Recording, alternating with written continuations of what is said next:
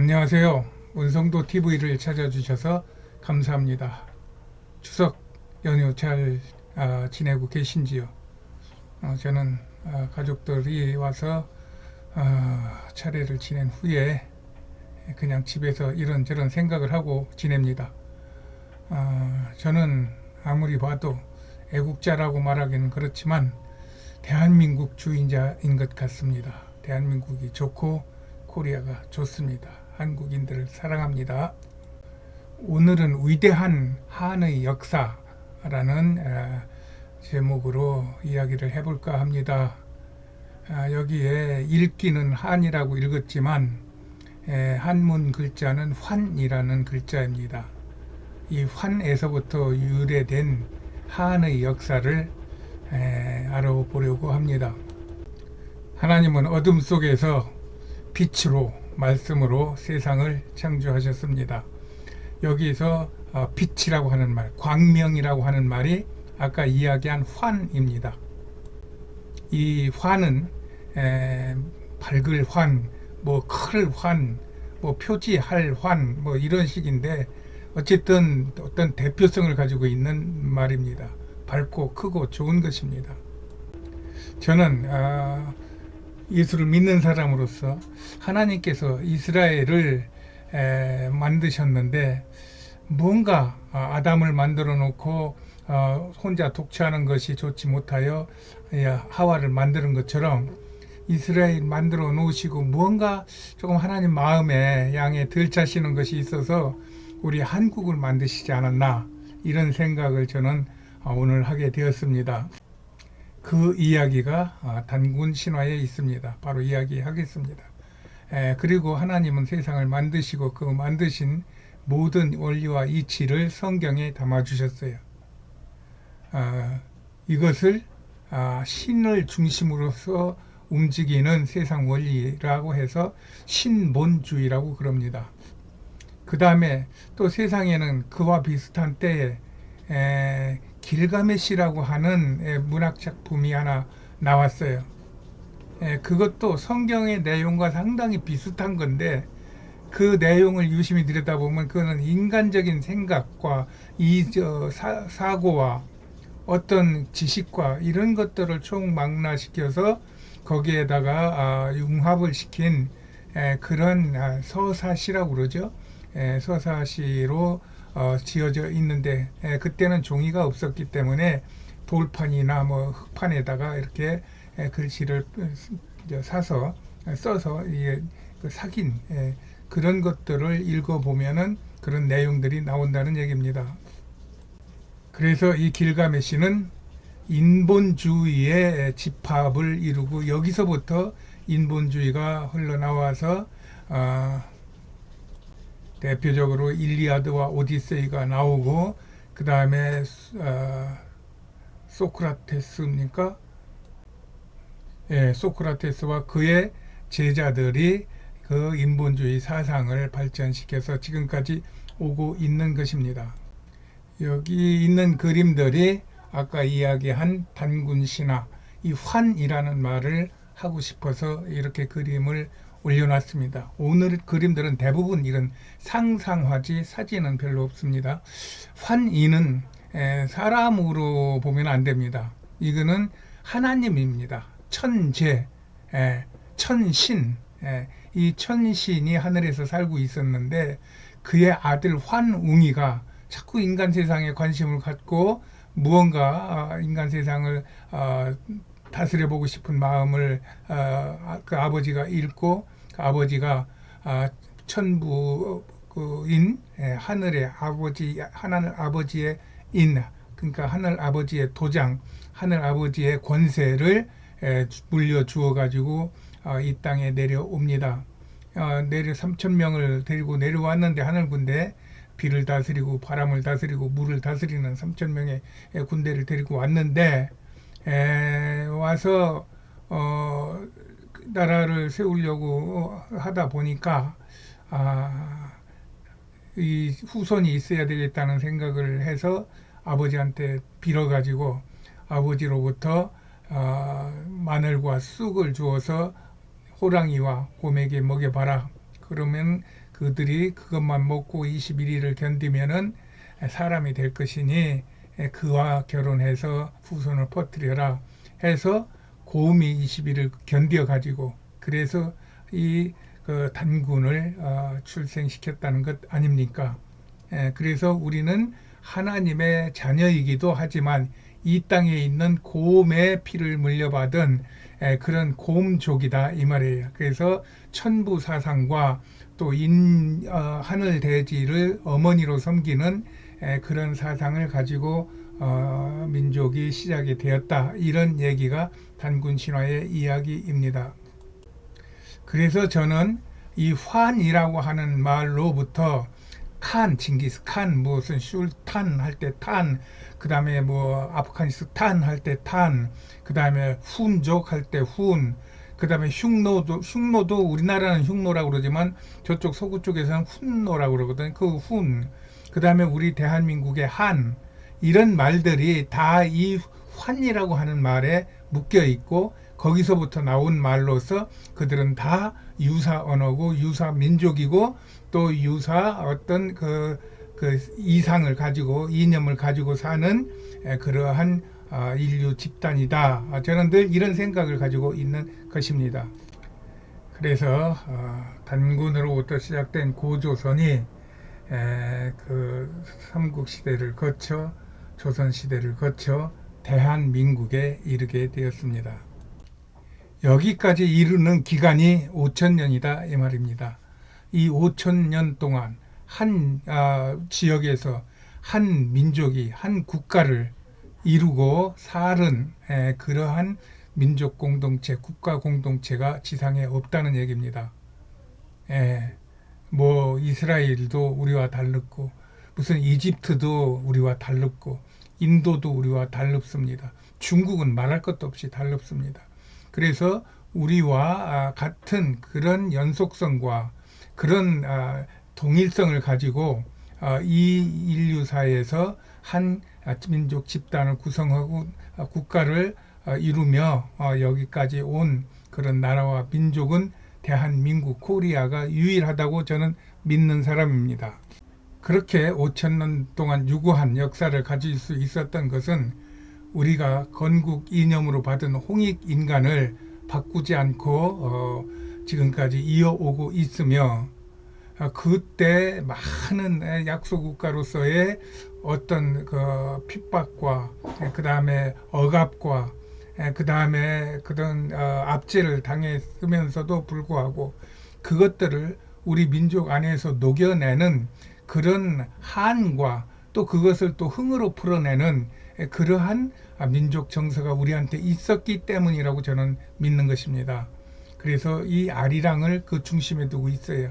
그리고 이 아리랑으로부터 이어진 그 끼와 그런 또 어떤 감정을 잘 표시한 것이 한글이라고 그럽니다. 저는. 그런데 이 한글은 예전에는 한글이었지만 지금의 한글은 이게 컴퓨터로 들어와 버렸어요. 컴퓨터로 들어왔는데 제가 한 30년 전 이야기일 겁니다. 뭐 대학교 다닌 이후에 아마 젊었을 때 들었던 얘기인데 그때 마이크로소프트가 이제 그 윈도우를 개발하고 전 세계 윈도우를 보급해서 이제 많은 사람들이 이제 윈도우로 이제 그 인터넷 작업을 하고 할 때였습니다.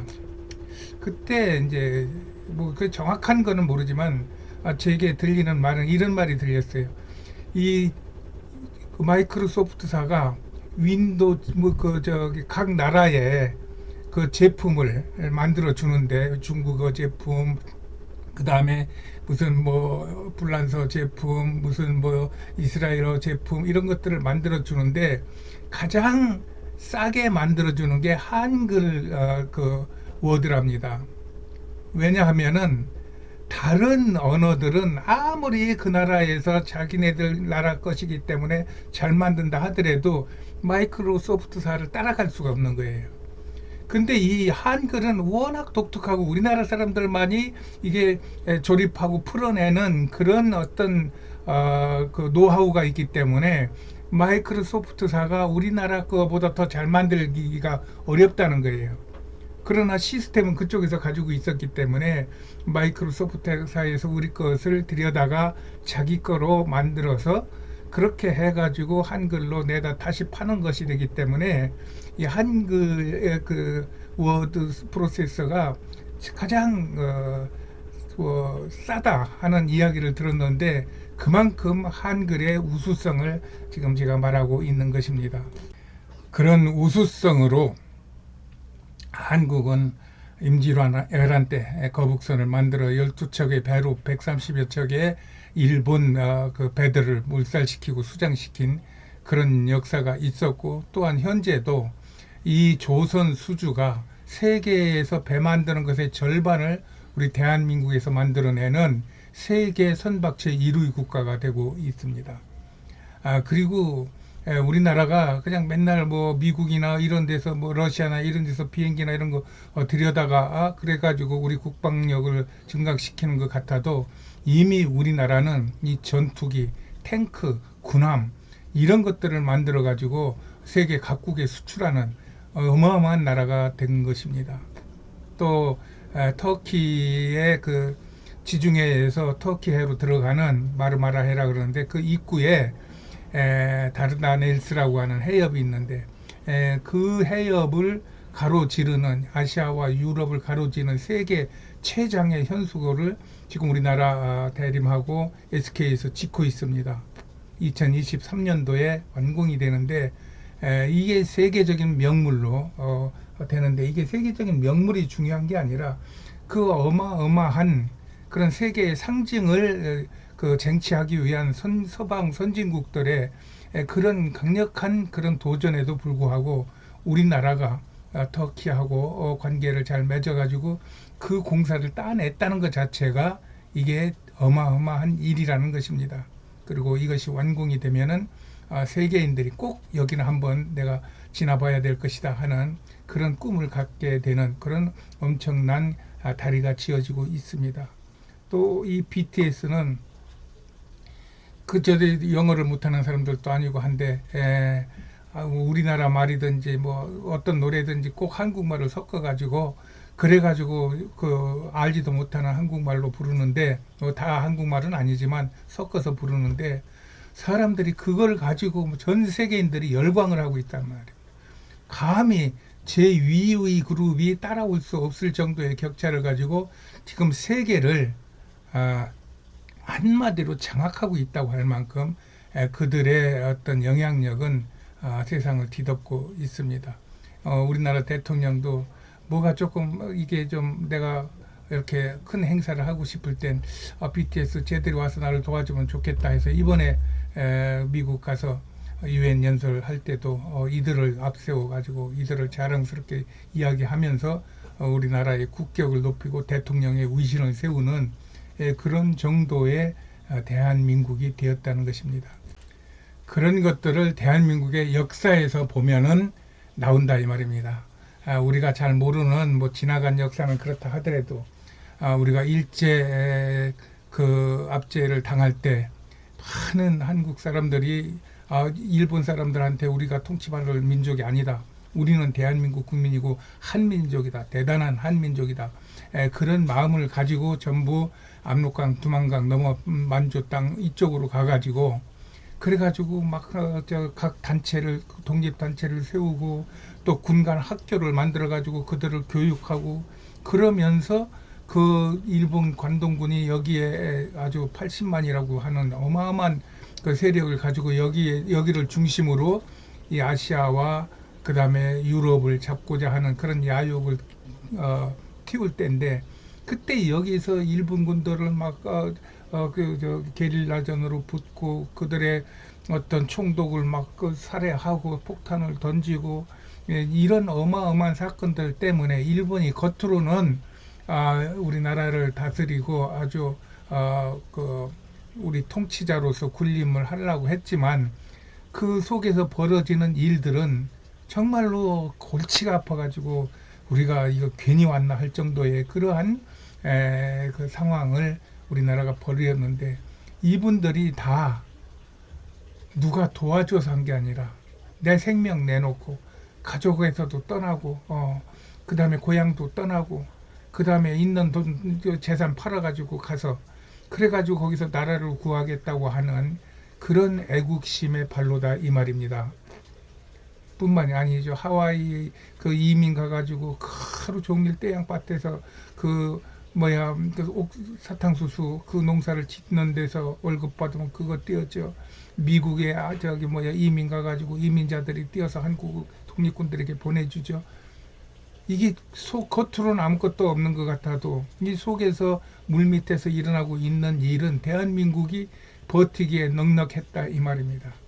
거기에 대표적인 사람 하나가 유관순 여사죠. 정말 그 일본의 그 혹독한 고문에도 불구하고 내가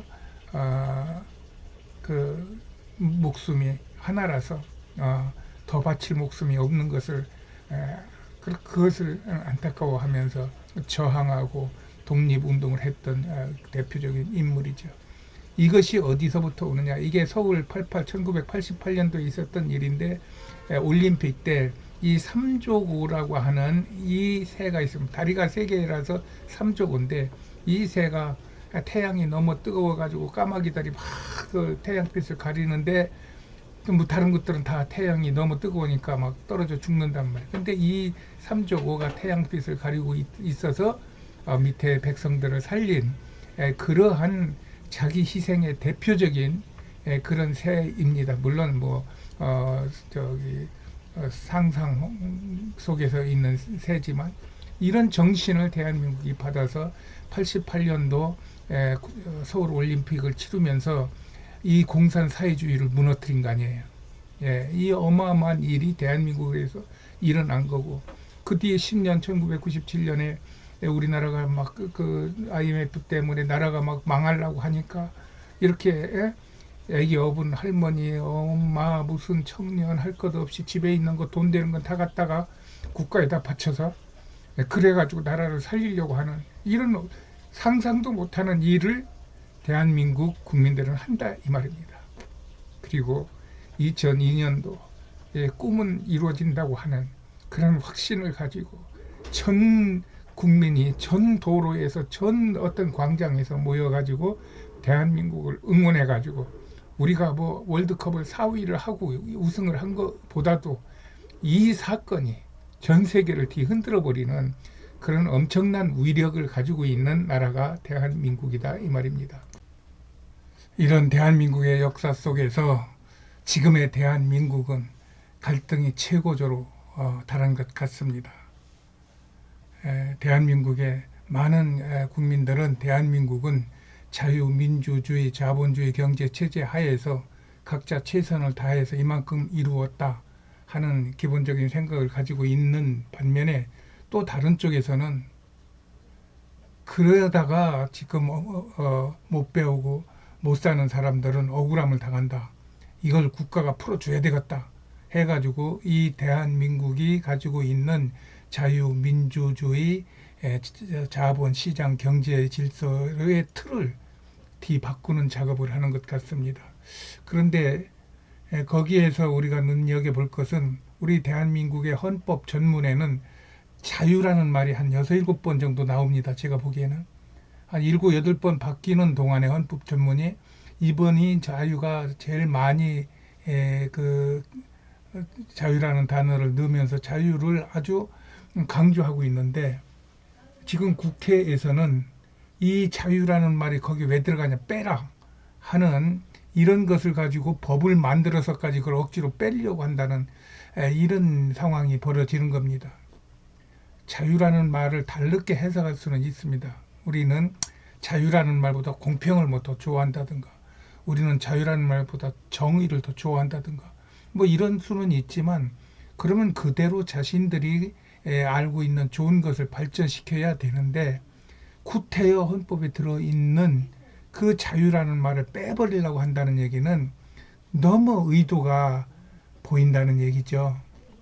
그래서 국민들과 국회의원들이 또 반발하고 해서 이게 쉽게 결정되는 것 같지는 않습니다만 국가가 그런 지금 갈등과 그로 인한 위기에 처해 있다고 봅니다.